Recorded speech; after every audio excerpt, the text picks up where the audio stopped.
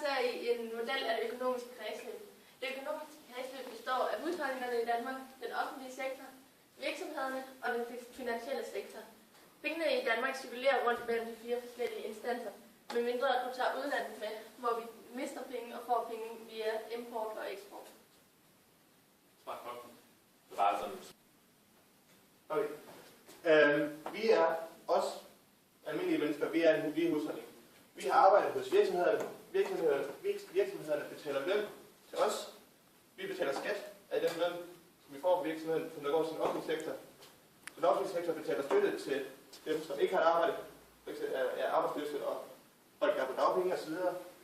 Den offentlige sektor giver også, eller de køber tjenester af virksomhederne, og de giver også støtte, der subsidier til virksomhederne. Og så virksomhederne, de får så mere at lave, så de kan betale mere løn til husholdningen.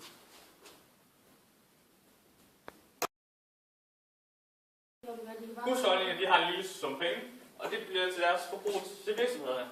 Det gør, at virksomhederne kan tjene penge, og derved betale mere løn til husholdningerne.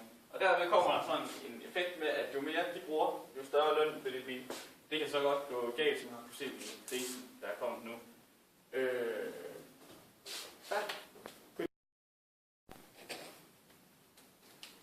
Den finansielle sektor har en masse overførsler imellem husholdningerne og virksomhederne i form af udlån og indlån.